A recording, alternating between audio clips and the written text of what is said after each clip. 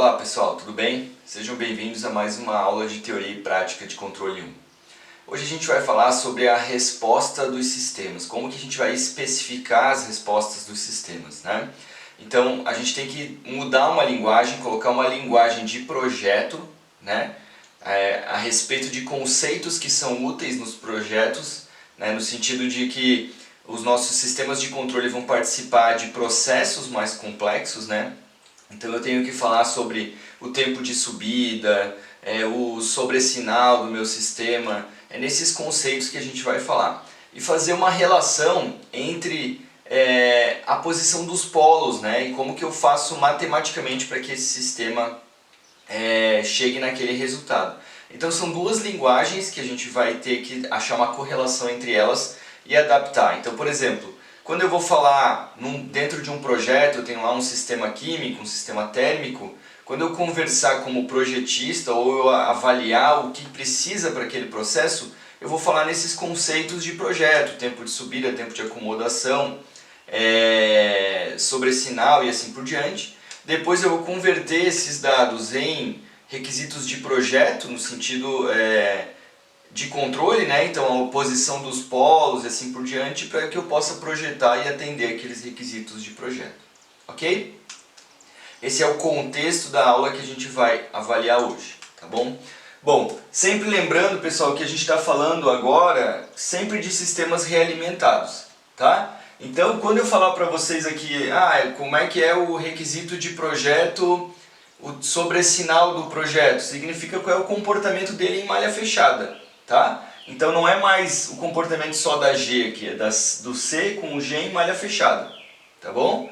Então lembrando que quando eu faço aqui esse comportamento em relação à malha fechada, eu estou pensando aqui não mais em G de S ou em C de S, estou pensando nele de malha fechada, então isso daqui vai ser C de S, G de S, 1 mais C de S, G de S. Então a função de transferência de malha fechada é essa daqui, né? E aí eu estou avaliando esse comportamento de acordo com esses requisitos, todos esses temas que a gente vai abordar hoje, em relação a essa função de transferência aqui, que é a função de transferência de malha fechada. Ok? Bom, então antes da gente falar sobre os requisitos de projeto mais especificamente, vocês vão ver que nós vamos lidar com falar de requisitos de projeto de sistemas de primeira e de segunda ordem, né? Então um pensamento que vai nos surgir, será que todos os sistemas eles serão de primeira ou de segunda ordem? Todos os sistemas, quando eu aplico ele aqui em malha fechada, eles serão somente de primeira e segunda ordem? Por que que a gente lida com sistemas somente de primeira e de segunda ordem? Essa é uma questão importante. Então vejam, na prática muitos sistemas de fato serão de primeira ou de segunda ordem, mas muitos sistemas serão de ordem superior. Então a gente vai modelar, vai fechar a malha aqui, tanto pode ter uma ordem superior, né? Geralmente a ordem de G é maior, mas vai aumentar essa ordem quando eu colocar um C aqui, um controlador que vai ser outra função de transferência. Eu vou fechar a malha e vou ter um sistema de malha fechada de ordem superior, 3, 4, 5, ok? Bom, por que a gente trabalha então só com sistemas de primeira e segunda ordem? A gente vai falar agora sobre uma questão aqui de dominância, tá? Então se eu fizer um gráfico aqui, botar o plano S, então eu estou colocando aqui o plano S, onde aqui eu tenho a parte real, né, e a parte imaginária, então um plano complexo. Aqui a gente coloca os polos e os zeros do meu sistema, né? Então agora vamos pensar somente nos polos. E vamos supor assim, pessoal, então vamos supor que eu tenho fecho a malha aqui, vamos supor que eu tenho um polo aqui em menos 0,1, tá? E aí o meu sistema ele é de ordem superior, aí eu vou ter, não vou me preocupar muito com a escala aqui, mas vamos supor aqui que está aqui em 10, menos 10. Aí ele tem aqui um par complexo conjugado, tá? E vamos supor que ele tem também lá em menos 20 lá outro polo real. Então vejam aqui, pessoal, vamos supor que eu fechei essa malha e o meu sistema tem 4 polos, tá? Então vejam, um polo em menos 0,1, um par complexo conjugado em menos 10, e aqui vamos supor que é menos 20. Então é um sistema de quarta ordem, né? Como que eu posso trabalhar com esse sistema aqui se eu aprendi só a modelar, né, a achar requisitos de projeto com sistemas de primeira e de segunda ordem? Como que vai ser o comportamento desse sistema? Então aqui tem uma questão de dominância. Se vocês olharem, pessoal, esse polo aqui, a resposta dele vai ser uma resposta de primeira ordem, né? Vamos supor só ele aqui. Então ele vai ter aqui um ganho estático e a constante de tempo dele aqui, ó, vai ser 10, né? 1 sobre 0,1, 10s mais 1, né? Então vejam, ele tem uma constante de tempo aqui de 10 segundos, né? Vamos supor que isso está em segundos. Então isso aqui vai levar 10 segundos para ter esse comportamento lá de primeira ordem, né? Que vai ser assim para uma entrada ao degrau, ok? Se eu avaliar esse cara aqui, ó, ele vai ter em 0,1 segundo, ele já vai ter chegado na resposta final dele. Tá? Então esse aqui é um sistema de segunda ordem, mas vejam que ele tem uma constante de tempo muito rápida. E esse outro polo aqui é em 20, ó. Então ele vai ser em 1 sobre 20, em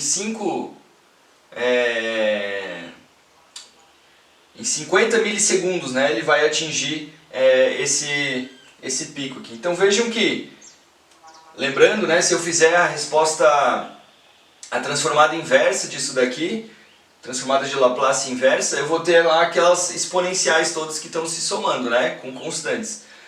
Se eu pegar essas exponenciais aqui, então muito rapidamente elas já vão para a estabilidade e esse daqui ainda vai ficar trabalhando. Então vejam que bem no comecinho aqui, ó, todo esse sinal aqui, todo o comportamento que esses polos aqui, todo o transitório desses polos já acabaram, eles já estão em regime permanente. E ainda fica muito, muito tempo o sistema de primeira ordem aqui com esse polo, só ele agindo no sistema, tá? Então vejam que no fim, se eu comparar a resposta desse polo aqui assim, tirando esses caras, vocês vão ver que a curva vai ser praticamente igual, ok? Bom, se ela é praticamente igual, então eu posso fingir que esses caras não existem, a participação deles é muito pequena, é muito rápida no meu sistema. Então eu posso dizer que esse sistema aqui, que essa participação dinâmica, né, desse sistema é muito pequena e eu não preciso considerar. Então eu posso dizer, pessoal, que esse é um sistema dominante de primeira ordem e posso usar todos os requisitos, a forma como eu vou aprender aqui, né, pensando que ele é só um sistema de primeira ordem, tá? Então vejam que é um sistema de quarta ordem, só que ele é dominante de primeira ordem e aí eu vou encarar ele como se fosse de primeira ordem, tá bom? Qual que é uma regrinha prática, né? A partir de quando que eu posso considerar que o sistema é dominante? Então, varia um pouco de autor para autor, mas em geral a gente pode dizer que se o sistema for 5 vezes, se os polos são pelo menos 5 vezes mais rápidos do que o polo dominante, eu posso dizer que ele é dominante dessa ordem aqui, tá? Então no caso aqui é menos 0,1, de menos 0,5 para cá, né? Eu posso descartar esses polos então e dizer que ele é dominante dessa ordem aqui, nesse caso de primeira ordem, tá bom? Vamos supor que eu tivesse, ao invés de ser um polo aqui, né? Vamos supor que fosse 2 polos aqui, ó, ou até complexos conjugados. Então nesse caso, ele poderia dizer que ele é dominante de segunda ordem, tá? Então vejam que vai surgir sistemas de ordem superior, mas eu vou ter que avaliar a dominância dele. Então se eles são pelo menos 5 vezes mais rápidos, esses polos eu posso descartar eles e ver os polos que realmente vão influenciar o meu sistema e dizer que ele é dominante, tá? Então aqui eu tenho polos dominantes de segunda ordem, tá bom? Então na maioria dos sistemas, pessoal, ou eles são de primeira ou de segunda ordem, ou eles são pelo menos dominantes de primeira e de segunda ordem e a gente vai tratar eles assim, ok? Tá, mas e se não for o caso? Se não tiver 5 vezes, eu tiver esses 2 polos e tenho mais 2 aqui, ó. aí ele não é dominante de segunda ordem nem dominante de primeira ordem. Tá? Então esses casos são menos comuns de aparecerem, e daí nesses casos a gente vai tentar, ou quando eu projeto o controlador aqui, tentar deixar ele dominante de segunda ordem, né, no caso, ou se eu não conseguir mesmo colocando o controlador e fazendo esses polos se moverem aqui, não conseguir deixar ele dominante de segunda ordem, em geral a gente trata em simulação esse comportamento extra aí do meu sistema, né? Aí é um sistema mais complexo, eu tento utilizar ferramentas de simulação, como o MATLAB, por exemplo, e avalio esse comportamento e tento tratar ele com o controlador. Ok? Então fiquem em mente primeiro da gente tratar sistemas com dominância de primeira e de segunda ordem. Ok, pessoal, vamos analisar agora a resposta transitória de um sistema de primeira ordem, né? Então, se o sistema é dominante de primeira ordem, eu posso representar ele com uma função de transferência assim, né? Um K, um tal S mais 1. Então, esse K vai ser o ganho estático do meu sistema. Ele vai influenciar o meu regime permanente, então a gente vai dar uma pausa aqui, vai ver ele depois. Vamos avaliar aqui agora o regime transitório. Então vejam que eu tenho um polo só, esse polo está em 1 menos 1 sobre tal, né? E o tal aqui representa a constante de tempo, a gente já viu isso em sistemas lineares. Então vejam que uma curva típica de um sistema de primeira ordem, para uma entrada ao degrau, ela tem essa curva, né, característica de primeira ordem, certo? Eu aplico um degrau, o meu sistema ele vai ter essa dinâmica e ele vai estabilizar em um determinado valor. Aqui estou considerando 1, né? Vamos considerar o K aqui igual a 1, então ele vai estabilizar em 1 aqui o regime permanente, tá? Então o regime permanente a gente vai falar depois. Com relação à dinâmica, pessoal, é bem simples a dinâmica do sistema de primeira ordem. Então ele não pode ter sobressinal, né? Ele nunca vai passar de 1. A curva típica para a entrada do degrau é sempre essa daqui. E o que vai influenciar? Eu tenho um parâmetro só aqui, né, para a dinâmica, que é o tal, a constante de tempo. Então se esse tal variar, ele vai variar a velocidade aqui com que o meu sistema sobe e chega até o regime permanente. Então essa velocidade aqui, né, de convergência do meu sistema, claro que eu estou trabalhando aqui com um polo estável, né, que vai variar com o tal. Então o tempo de estabilização, pessoal, que é o tempo que ele vai chegar aqui, ó, é o requisito de projeto principal que a gente vai utilizar da parte de resposta dinâmica, ou resposta transitória, né, para o sistema de primeira ordem. Então o que a gente vai avaliar aqui é o tempo de estabilização. Tempo de estabilização. Ok? Então o tempo de estabilização é o tempo que o meu sistema leva até ele parar de estar em regime transitório e chegar em regime permanente. Então se vocês lembrarem, exatamente quando ele chega em tal, o meu sistema, ele está em 63,2% da resposta, né? Então como aqui é 1 a resposta final, ele está em 0,632 exatamente em tal aqui, ó. Ok? Quando que eu considero que o meu sistema chegou em regime permanente? Em geral a gente considera que o sistema chegou em regime permanente quando ele obteve 5 tal. Então se a gente quiser saber o tempo de estabilização, eu vou chegar e olhar aqui em 5 tal, né? Quando chegou em 5 constantes de tempo, né? Eu vou medir esse tempo aqui, ó, e vou dizer que esse é o tempo de estabilização do meu sistema. Então a convergência, a relação entre o tempo de estabilização e a posição do polo, né? Então o tempo de estabilização é quando ele chega em 5 tal. Ok? Isso porque ele já está com um erro aqui, uma diferença menor que 1%, tá, pessoal? Então varia um pouco também de acordo com o requisito de projeto.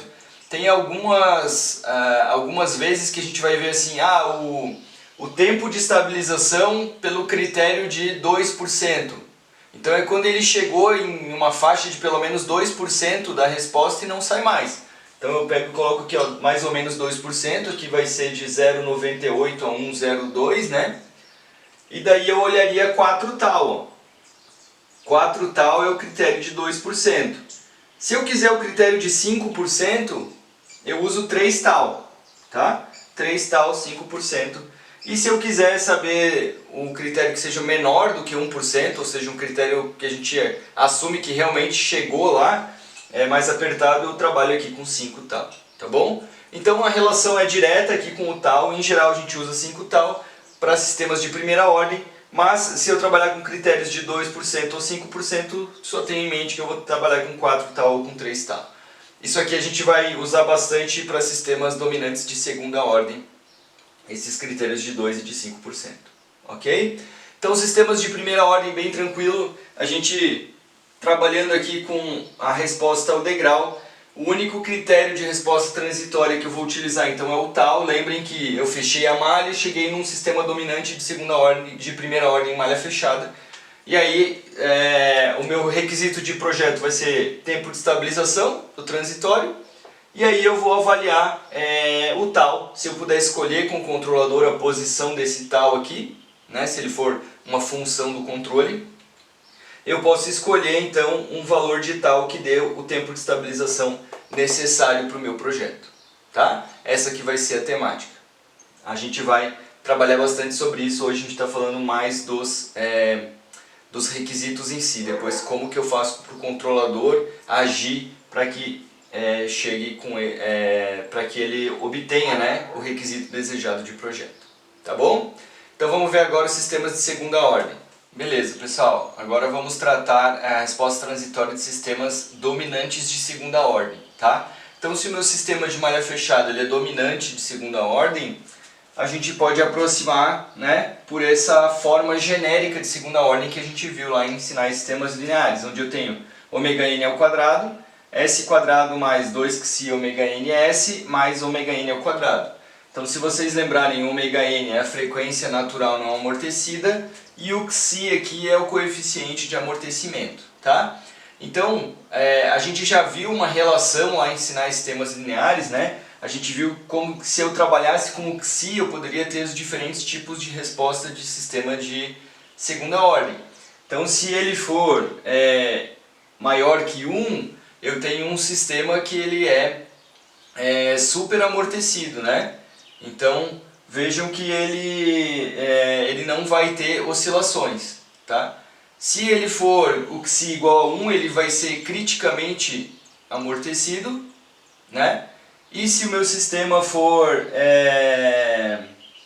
se o xi estiver entre 0 e 1, né, ele vai ser subamortecido, tá? Então ele vai ter oscilações, como eu estou vendo aqui. Se o xi for igual a 0, ele vai ser uma senoide sustentada, tá? Então vocês podem relembrar isso. Vejam que variando o xi, eu estou variando a posição dos polos, né? As raízes desse polinômio aqui vão variar se eu mudar o xi. Então é por isso que eu posso ter polos que são complexos conjugados, polos reais, né? Ou polos reais iguais, né? Ou polos reais distintos. Por isso que a gente tem esse comportamento diferente aqui, variando o xi, tá? Então, isso só relembrando aqui, né, a minha função de transferência genérica. Então, o que a gente vai falar agora são os requisitos de projeto. Então, vejam, olhando uma curva típica aqui de segunda ordem, né, então vejam que eu estou vendo aqui um sistema que o xi está entre 0 e 1, né? Então, vejam que eu tenho oscilação aqui, eu vou ter um par de polos complexos conjugados, tá? Isso porque é um sistema que vai ter mais requisitos aqui de projeto, tá bom? Em geral a gente mantém um pouco de oscilação no sistema com um sobressinal pequeno, mas vamos tratar disso com o decorrer da disciplina. Então vejam, quando eu olho esse tipo de resposta aqui, pessoal, eu poderia escolher aqui, eu poderia querer ver, né, uma variação desse sinal, uma velocidade maior aqui nessa curva, ele convergir mais rapidamente. Então vejam que tem vários critérios aqui que eu posso utilizar como requisito transitório do meu sistema. Então vamos começar nomeando alguns aqui. Então vejam, se eu pego essa resposta aqui do meu sistema realimentado e meço esse tempo aqui, desde que eu comecei o tempo t igual a 0 até que ele atingiu 50% da resposta, eu vou chamar de TD aqui, ó. TD é o tempo de atraso, Então eu posso considerar esse parâmetro, tá, como se fosse assim, o tempo que o meu sistema começou a responder, o tempo que ele levou para responder. A gente chama isso de tempo de atraso. Tá? Quanto menor esse tempo aqui, ó, menor esse TD, menor esse tempo de atraso, o D aqui de delay, né? Então esse é um requisito de projeto, um parâmetro, né, que a gente pode ter definido lá no meu projeto para ser mais rápido ou mais lento aqui esse TD. Tá? Então, definido aqui para ir de 0 a 50% da resposta é o meu TD, o meu tempo de atraso. Tá? Aí eu tenho outro parâmetro aqui que é o TR, que é o tempo de subida. R aqui de rise, né? Então veja, o que é o tempo de subida, pessoal? É para o tempo que ele leva do zero até ele chegar em 100% da resposta. Tá? Isso varia um pouco também, sistema super amortecido para subamortecido. Às vezes a gente usa o critério para ir de 0 a 100% e às vezes usa um critério para ir de 10 a 90%. Tá? Então isso também depende do autor do livro, depende também de como a gente vai encarar. O importante, pessoal, quando eu falar sempre tem uma variação de como definir esse requisito, o importante é que esteja bem claro lá quando eu definir ele, né? Considerando um tempo de subida de 0 a 100%, eu preciso de um TR de tanto, tá? Então eu defino, tá? Algumas variações que eu tenho aqui no requisito, mas eu deixo claro lá qual dos requisitos que eu estou utilizando e aí está tudo certo, tá bom? Então o tempo de subida aqui, ó, é para ir de 0, nesse caso aqui do desenho que eu fiz, para ir de 0 a 100% da resposta. Então vejam, pessoal, que é o tempo que ele chegou aqui, né? Beleza? Ok, eu tenho um outro parâmetro aqui que é esse TP aqui, ó, que é o tempo aqui para o pico, né? Para chegar no pico.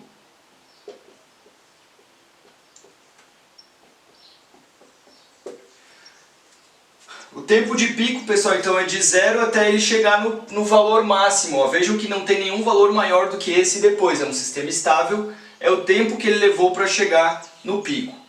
Ok? Esse daí é um mais tranquilo, mais fácil de entender aqui. Chegou no pico. Bom, eu tenho outro sinal aqui que é o MP, que é o máximo sobre sinal, tá? É o máximo pico. Então vejam, pessoal, o MP aqui, ó, é essa diferença, quanto que ele passou do sinal que ele vai estabilizar depois. Então vejam que é essa diferença que é o pico. Então eu vou colocar aqui, ó, máximo sobre sinal. Vejam que a gente usa muito o termo em inglês aqui também, que é overshoot, tá? Então o termo em inglês overshoot, e às vezes a gente vai usar a sigla assim, ó, OS. Tá? De overshoot, que é o máximo de sobressinal aqui. Isso aqui eu meço então o valor desse pico aqui, ó. Vamos supor aqui que esse daqui é o Y de pico aqui, ó, menos o Y de regime permanente dividido pelo Y de regime permanente vezes 100, tá? Então eu pego aqui essa diferença e eu vejo que é um valor percentual. No caso aqui que está indo para 1, ó, isso aqui vai ser menos 1 sobre 1. Então vejam, vamos supor que ele chega aqui em 1.2. 1.2 menos 1 vai ser 0,2 dividido por 1, 0,2 vezes 100, 20.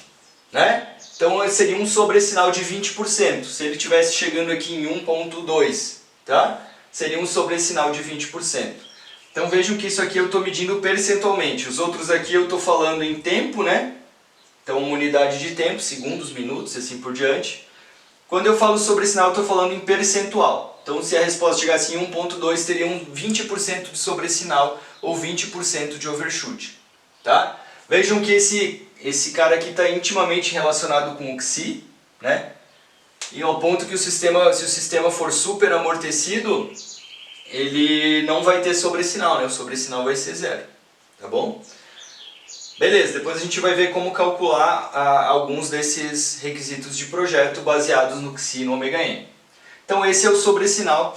E por último aqui, pessoal, o outro ó, é o tempo de estabilização, ou steady state, né? A gente chama de TS, ou às vezes TSS, de steady state, é o tempo de regime permanente. Vejam que é o tempo que ele chegou aqui ó, em regime permanente.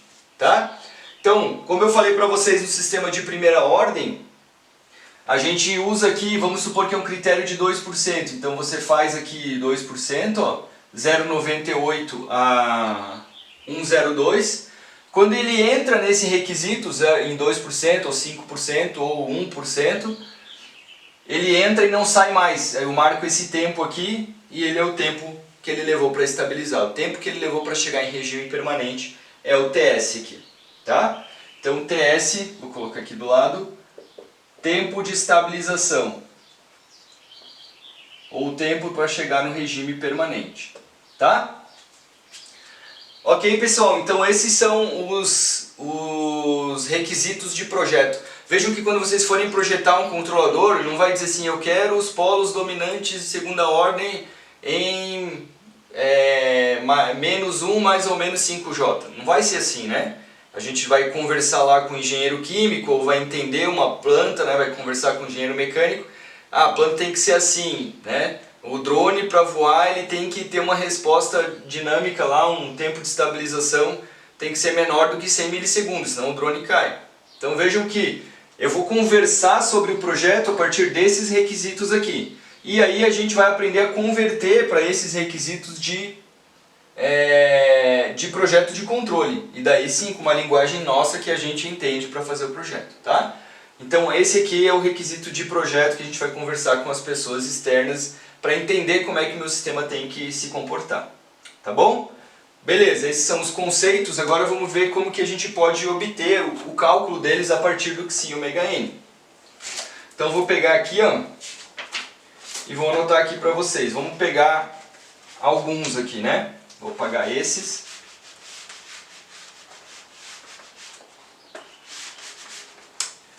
Então para calcular aqui, pessoal, o tempo de subida. Então, só para exemplificar para vocês, se eu pegar o tempo de subida aqui de 10, usando aquele critério de 10% até 90%, então eu calculo o tempo de subida assim, ó, 2,16 Xi mais 0,6 dividido por ômega n. Tá? Então eu vou pedir para vocês, peguem uma folha ali, uma folha que vocês vão utilizar para resolver os exercícios e tal, e já façam um resumo dessas equações, porque a gente vai utilizar bastante durante os exercícios e os projetos. Então essa folha vocês já podem usar depois em prova também. Então anotem isso daqui numa folha separada para que a gente continue utilizando, tá? Beleza, já o tempo de pico, pessoal, se eu olhar aqui, ó, o tempo de pico, então vejam o tempo de pico é o tempo que ele leva para chegar aqui, né? Então basicamente para encontrar esse valor, quando você coloca uma entrada ao degrau aqui e tal, aí você deriva, né, igual a zero, porque vejam que a curva aqui chegou com a derivada igual a zero. Ó. E a gente vai chegar numa equação assim. Tempo de pico, então ele vai ser igual a π sobre ômega n raiz de 1 menos Xi ao quadrado. Ok? Então beleza. Esse aqui é o tempo de pico, π sobre ômega n vezes raiz de 1 menos Xi ao quadrado, tá? Assim que eu consigo calcular o tempo de pico a partir desses parâmetros Xi e ômega n. Bom, o próximo que eu vou ver aqui é o máximo sobre sinal, o overshoot, tá? Então esse equacionamento do overshoot vai ser do sobressinal, né? Então ele é 100 vezes, isso para ficar em percentual, né?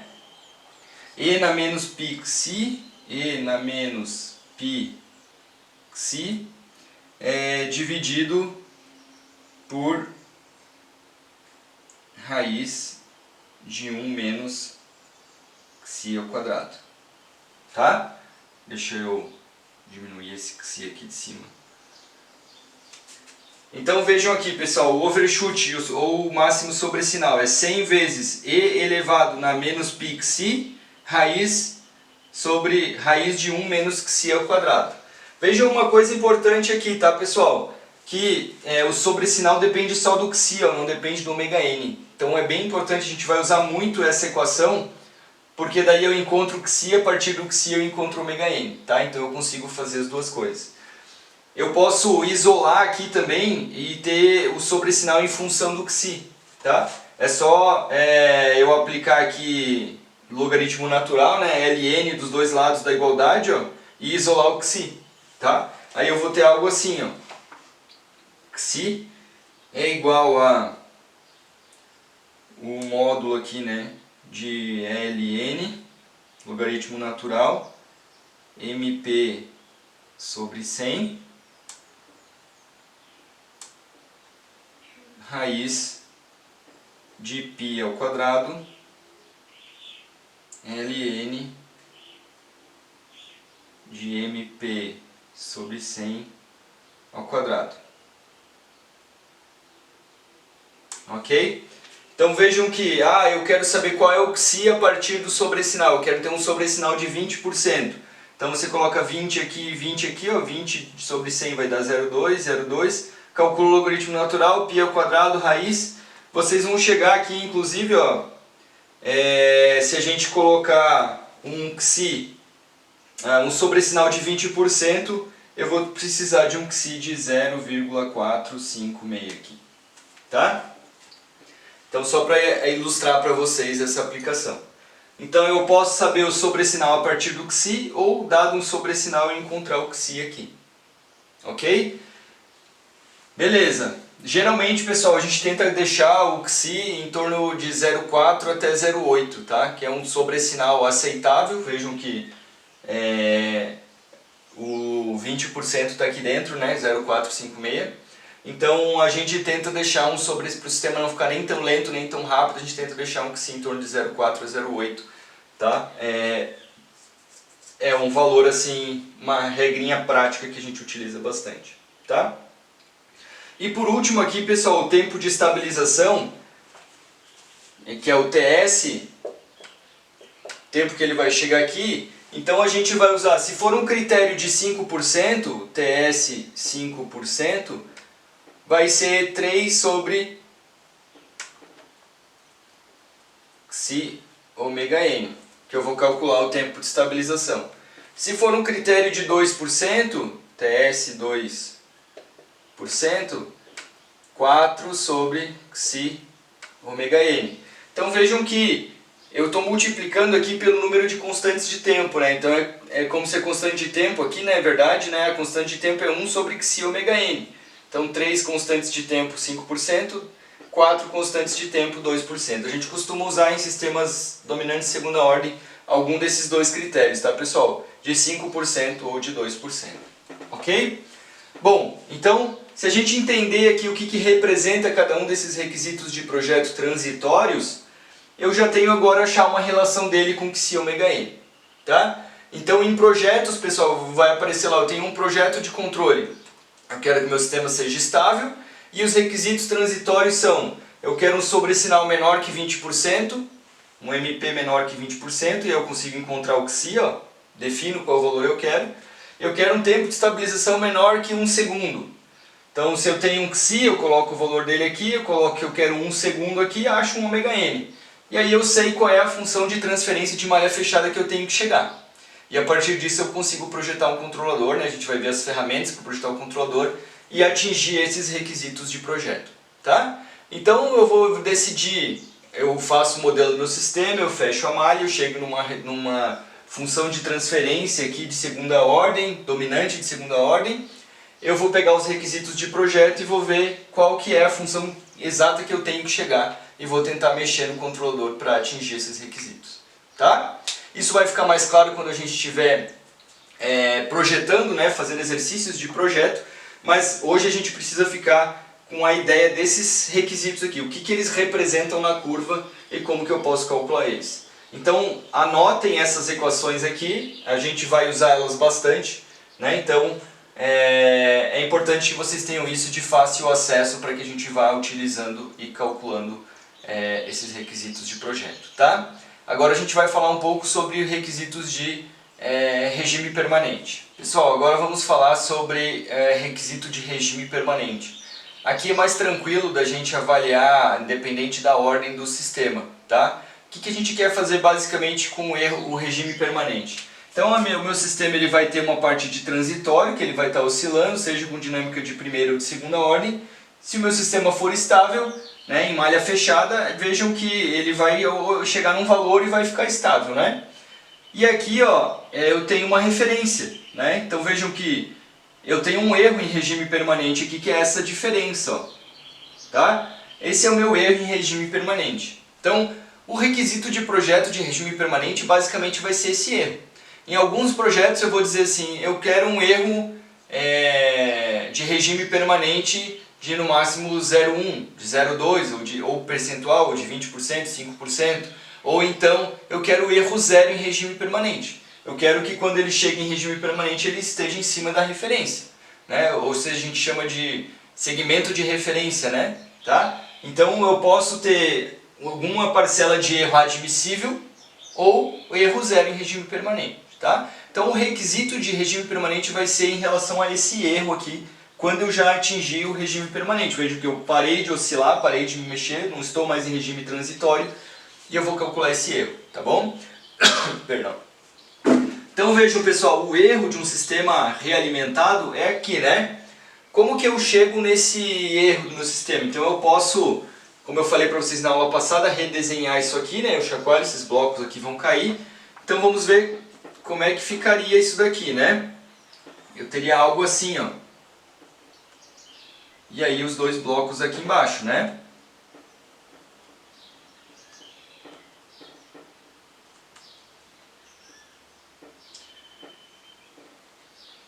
Ok? Aqui agora é o erro, né? E aqui é a referência. Bom, então como é que é a minha equação aqui em malha fechada, né? Como é que é a minha equação que relaciona o erro com a referência?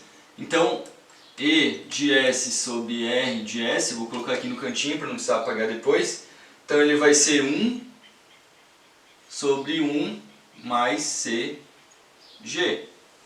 Ok? Beleza? Ramo direto, 1 mais, aqui é mais e menos, né? O ramo secundário. 1 sobre 1 mais CG. Então esse é a dinâmica do meu erro. Eu vou apagar aqui para ganhar espaço, tá bom? Então beleza pessoal, se eu quiser ver como é que é o erro do meu sistema para uma entrada do degrau, eu posso avaliar aqui pelo teorema do valor final, né? Então o teorema do valor final, se eu aplicar aqui para o meu erro, eu vou colocar uma entrada do degrau, né?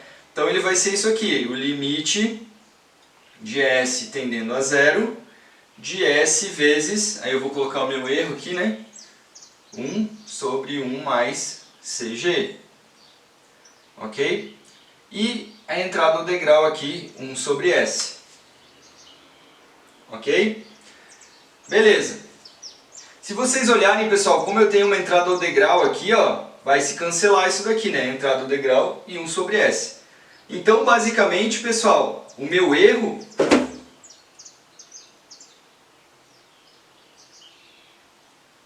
de regime permanente, né? Então eu vou colocar assim, ó, erro RP, que é o meu erro em regime permanente, ele é igual ao limite de S tendendo a zero de 1 sobre 1 mais CG. Ok? Então vai depender do que eu tenho aqui no C e do que eu tenho aqui no G. Beleza? Ok, então vamos abrir aqui o C, vamos considerar o C agora só um ganho e vamos colocar aqui um numerador e um denominador no G. Então isso daqui vai ficar, vou fazer isso aqui no cantinho, ó, tá? Então é isso que eu tenho aqui, isso aqui vai ficar assim, né? 1 sobre 1 mais 1K, ganho do controlador, isso aqui vai ser um num G e um den G, né? Eu posso abrir esse G como um numerador e um denominador. Então vejam, esse den G aqui, ó, eu posso manipular ele e eu vou ter isso daqui, né? Den G sobre den G mais K num G. Ok? E vejam que isso aqui depende de S, isso aqui depende de S, e isso daqui depende de S. Então eu vou colocar aqui, ó.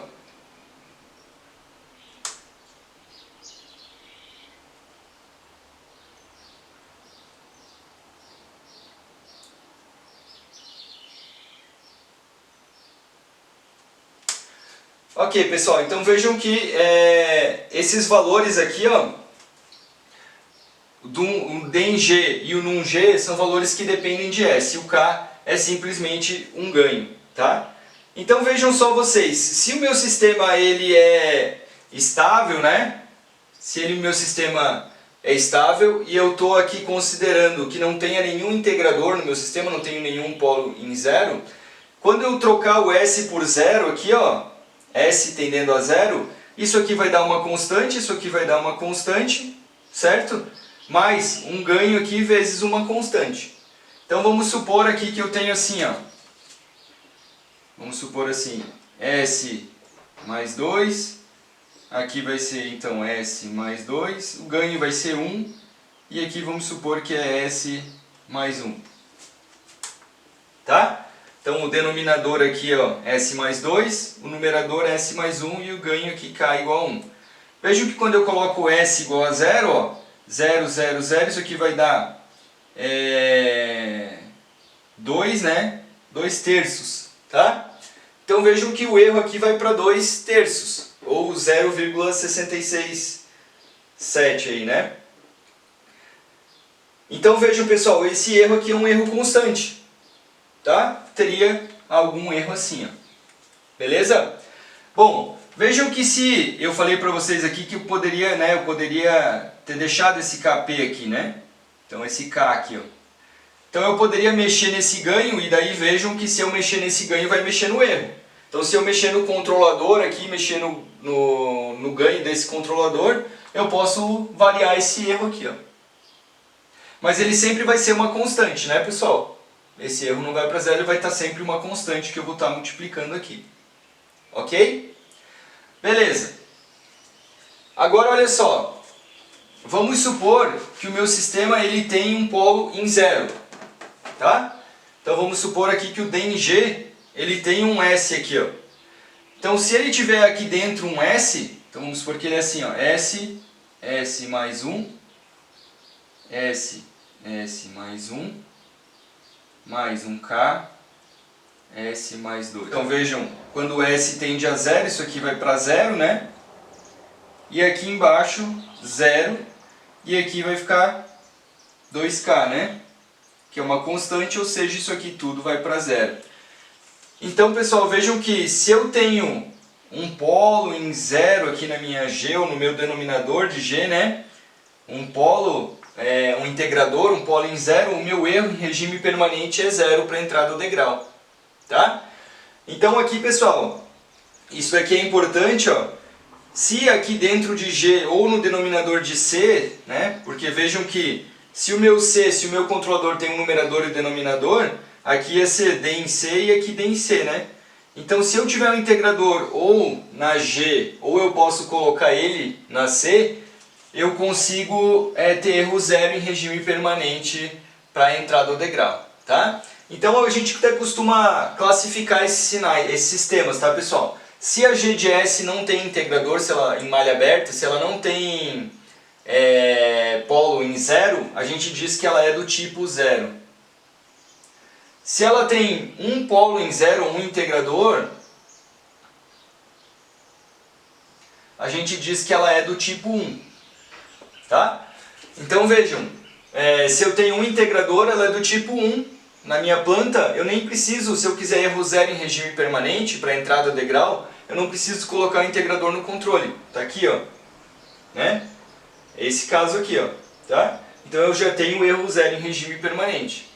Se a planta tem dois integradores, eu digo que ela é do tipo 2. Tá? E aí ela vai ter erro zero em regime permanente para entrada do degrau também. Vejam que se a planta tem dois integradores, pessoal, se a planta tem dois integradores aqui, ó, eu vou ter, para entrar da rampa é 1 sobre S quadrado. Então se eu aplicar aqui, ó, 1 sobre S quadrado, eu vou cortar um S, vai ficar só 1 sobre S aqui. E aí, como a minha planta tem, se ela tiver dois integradores, vou ter um S quadrado aqui, ó, também. Vou cortar esse S com S e ainda vou ir para zero. Então, se eu quiser erro zero em regime permanente para a entrada a rampa, que é S quadrado, eu preciso de um sistema do tipo 2, tá? Com dois integradores. E assim por diante, tá bom? Então vejam, erro em regime permanente.